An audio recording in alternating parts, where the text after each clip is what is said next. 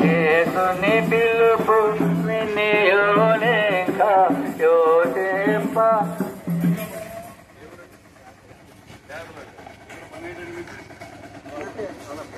ఇక్కడ క్రిస్టియన్స్ ఉన్నారా? ఎవరండి? నాకు తెలుసు. మీరు ఎక్కడ క్రిస్టియన్స్ ఉన్నారో అక్కడికి వెళ్ళండి. ఏ రోజైనా చేయగలే కదా మీరు. హిందువులతో ఏదన్నా మీ పేటలోకి వచ్చిందా? ఎవరు వచ్చారు చెప్పండి. మెయిన్ రోడ్ అంటే వస్తాం కాదు, మీకు వచ్చారా హిందువుల్లోకి? అసలు ఇక్కడ చేయొద్దు, మీరు వెళ్ళిపోండి. ఇక్కడ అసలు ఉంటా వీళ్ళు. మీరు అసలు హిందువుల ఏరియాలో ఏ విధంగా మీరు ప్రచారం చేస్తారో అసలు సమస్య లేదండి. అవును సార్, అసలు ఎక్కువైపోయారు సార్. అక్కడి నుంచి దండయాత్ర అంటండి. ఒకడేమో తప్ప అంటలేదండి. దండయాత్ర ఏదో సువార్త దండయాత్ర ఏదో అంటండి. హిందువులు ఎక్కువ ఉన్న ఏరియాలోకి వీళ్ళు వచ్చేసారండి.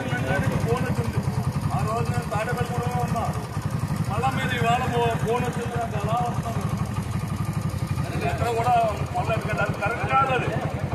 అది కరెక్ట్ కాదు. మీరు హిందువులు ఏరియాలోకి రావడం కరెక్ట్ కాదు.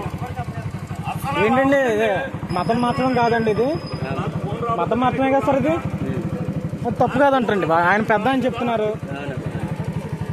ఇప్పుడు అక్కడ ఇంచుమించు 2 చర్చిలు మోయించామండి. మోయించాం. ఏంటండి హిందువులు ఎక్కువ ఉండే ఏరియా అండి. గుళ్ళు ఉన్నాయి. ఏంటండి మధ్యలోనే మనకి 2-3 గుళ్ళు ఉన్నాయండి. ఎక్కడో గుడి ఉందా? వీళ్ళు వస్తారా?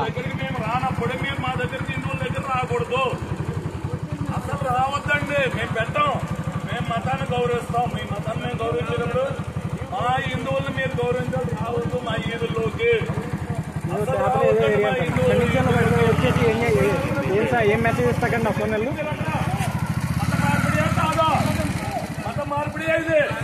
ఇది చట్టరీత్యా నేరం. చట్టరీత్యా నేరం.